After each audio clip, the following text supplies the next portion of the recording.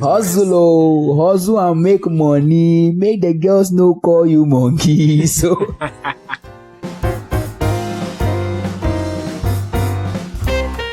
Okay, so welcome to the second Archangel, and today I have on the set with me my brother Anthony Inimado.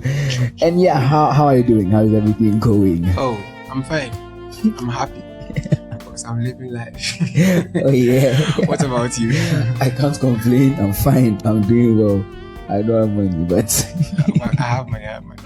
Wonderful. We share it together. And so, yeah, welcome to the second Archangel. And today I want to talk about money. Yeah, moolah, l'argent, dough, everything some. And this was brought about by a video or the report of a certain guy. You know, let's just watch the video. Yeah. Oh. Okay.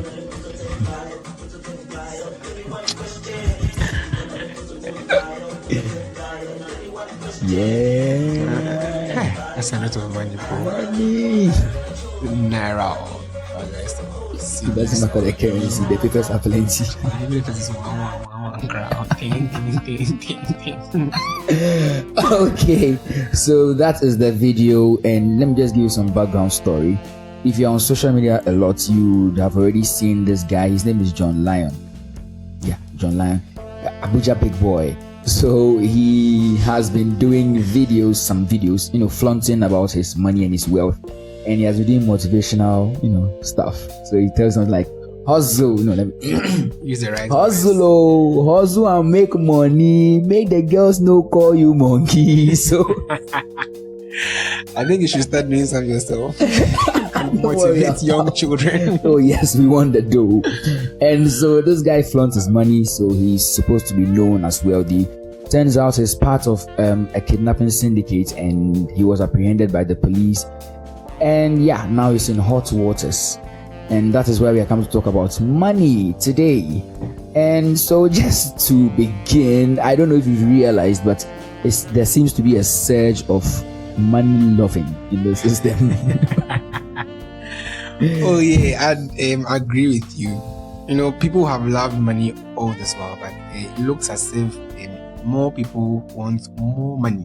Mm-hmm. Not just the normal money. I mean, a little bit of comfort, but more money, like the soft life. I mean, people want the kind of life filled with luxury. All these flamboyance, the greatness. We don't want to suffer. We don't want to eat normal food like maybe kontomire or like kokonte. No. We want the big food. The big food, big cars, big houses, big. I mean, by big I mean big. Like the very very big things.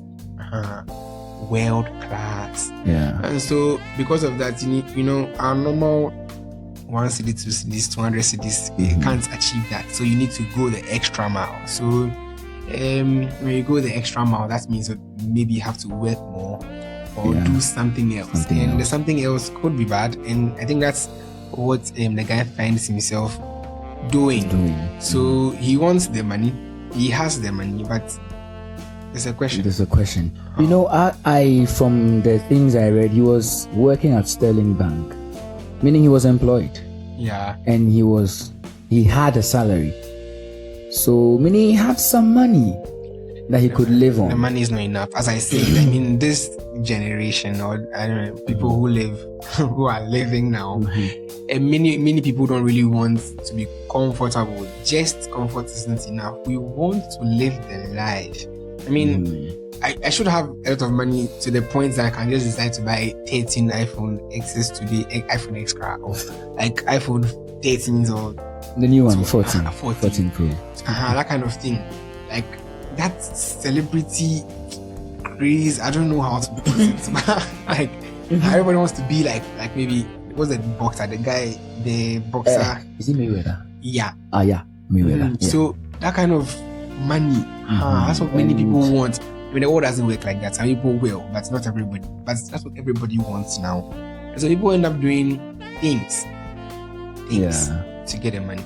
it could be legit or It could be, otherwise. yeah. So, this has actually affected relationships where there is the general idea that girls love money. Is it true? Don't ask me. I really don't know. I have a sister. I don't have a sister. So I can't tell. So boys are more like, if you don't have money, Charlie, you are a nobody. No matter how fine you are, you can be a monkey, but with money, You've you're also gonna heard get of the girls. fresh boy no they pay. Oh, Charlie, fresh That boy no one's they good. pay. It's a serious thing. But yeah, it has affected relationships. So, and not only relationships, everything, our morality, our religiousness. So people are more like, we want to make money and are saying go to church. If I go to church every day, will church give me money? No. There's this craze about money in the system, and I think it's highly unfortunate. But from the video we've seen and from what we've gotten so far about he being apprehended, do you think we've learned something? I mean, even if we've not learned anything, there's a lot to learn from this kind of thing. Because I mean, a lot. And the very first thing I'd learn from such a story is that it is not everyone we see who is like our dream. Like we should follow the person. It's not everybody that we see and we just decide to follow and emulate the person. So you see somebody who is rich, and because you want money, that's the end, and you follow the person. as it stands, it's not everybody you see that you follow. You follow those you know. So if you want, for example, Kwame Nkrumah to be your role model, you have to read about Kwame Nkrumah. If you want Saint Antonio of Padua, you read about Saint Antonio of Padua. You don't just assume, okay, somebody mentioned Joseph of Cupertino, so that is the end. So okay, Saint Joseph, so you learn about the person. So we should apply this on social media as well. So if you see somebody who looks like your dream, that's your future in 5 years or like in 10 years or something, you should begin to learn about the person. You should know something about the person before you think about learning from the person. It's okay to watch the person, but to learn from means that you have to know something about. So you should know something about the person, because as it stands, if we knew just a little bit more, maybe I'm sure many people would have been led astray by the fact that he flaunts his money on social media, and then they want to do the same thing, and people have ended up doing a lot of things. This even talks about, this should have even come before this one, but about why people are actually wanting a lot of money. Because I feel like sometimes when these kind of things happen, people feel like, I need to be there. This is my salary. It's not reaching me. It's not enough. I need to do something, because you've seen somebody living large. The guy says he's a banker. You're also a banker, but the cars he has and you're thinking. So social media causing people wanting money, your take? Yeah, of course. Most of us know by now that what you see influence how you behave. So if you see people, you see a lot of things that like people are flaunting their money, you'd want to do the same thing, even if it's subconsciously. So you become what you watch. So if you end up seeing so many guys, and as you said, if this guy is just a banker, and then he can do this, and I'm also a banker. How much I'm not managing my funds well. That's what you think. Or my bank is not paying me well, or my boss is cheating, or any kind of thing that come to mind. So social media, I think social media first, because that's where most of us find ourselves on, nowadays for the most part. So you see people doing something, you are likely to copy. Okay, that's true. And in one of the pictures, I hear he goes to church and gives motivational speeches. I don't know how true that is. Social media, you can't believe everything, like the whole video. Yeah. But I hear he does that. Or that notwithstanding, there's a picture of him in church, and he seemed to be praying. He seemed to be crying in church. I'm not the one to condemn, but it's two things: either he's praying because he wants to stop, or that was before he began, or just for show. Because, why would you bring God into all this? Spare God. He's going through a lot already. Because I don't know. I don't understand why you'd want to do that. I don't know if you can. Well, let me start from the motivation. The fact that he motivates people. That's a good thing. So if your motivation is clean, then people get motivated to look for money, but you see, then they begin to go overboard because they will start looking for money. And one thing I realized, people should know this, that human beings, we are insatiable. So for that, you get the money and then you still want more. And by the time you realize you are doing something you didn't want to do just because you wanted the money. So it's motivating people to get money. Motivation is good in itself. Yes. And of course, we don't want to commit that fallacy because the fact that he has been caught doing something bad doesn't mean he can't motivate others to do something that is good. So we commend him for motivating people. But then we should be very careful about look for money. That's cool, but don't overlook for money, because at the end of the day, you become like your role model. So the police might catch up with you. You end up doing something that you don't want to do. So and then from there, and the whole theology, the prayer, and everything. So the whole issue is that there are many ideas or many theologies around these days. Christian ideas where you meet some people and then they tell you that as a Christian you must not suffer. You don't have to suffer. I don't really know where that comes from, because it's clear our Messiah suffered. We don't really need theology or anything for that. It was clear when he was beaten. It's physical suffering. So, but people tell you Christians don't have to suffer. Yeah. And then some also tell you that what you do, it doesn't matter. Jesus Christ is already dead. He already died for us. So whatever you do, it's not a problem. Just come to church and pray. Have that relationship with God anyway. So it's as if, of course, humans can't stop sinning, but it's as if you don't have a role to play. Yours is just to appear in the church and participate in what goes on.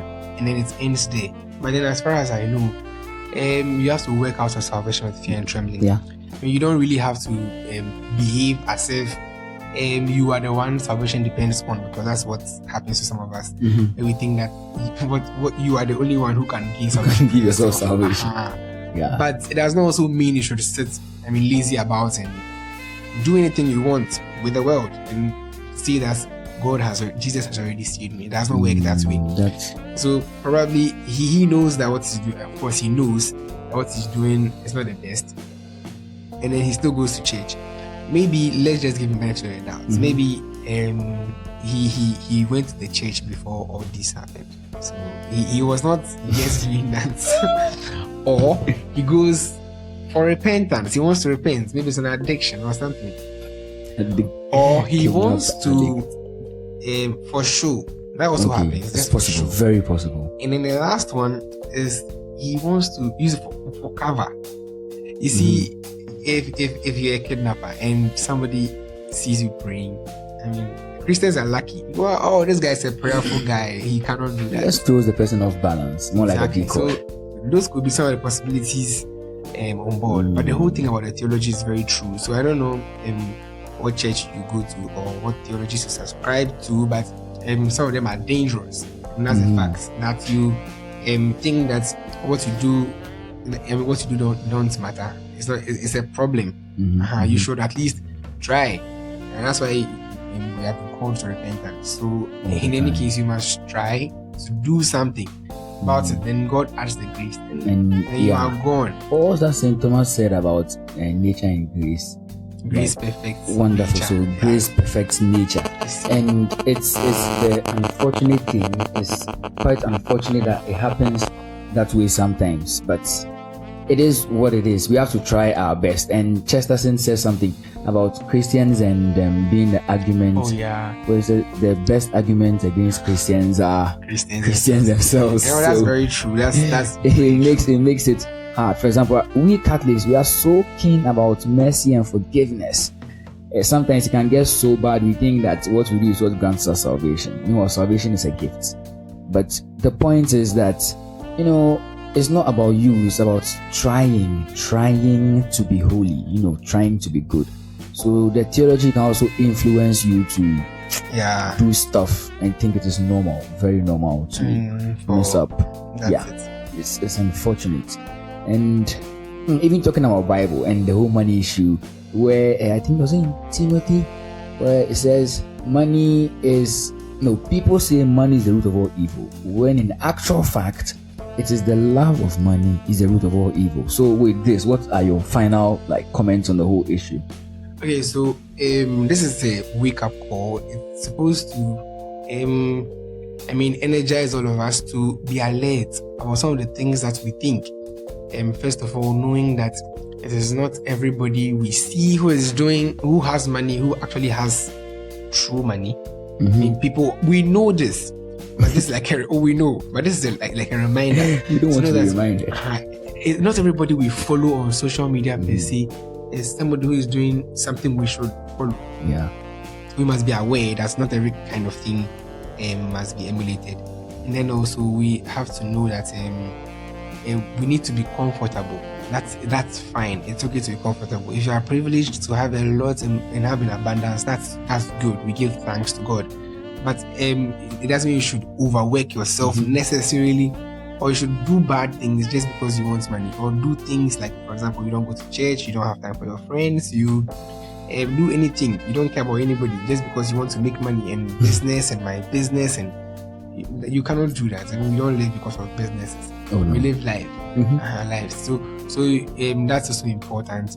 And then also we should also be aware of the kind of theologies we subscribe to. So you should know that you would suffer. I mean, even the rich. I like this song very much when we were children. Rich men envy poor men, poor men envy rich.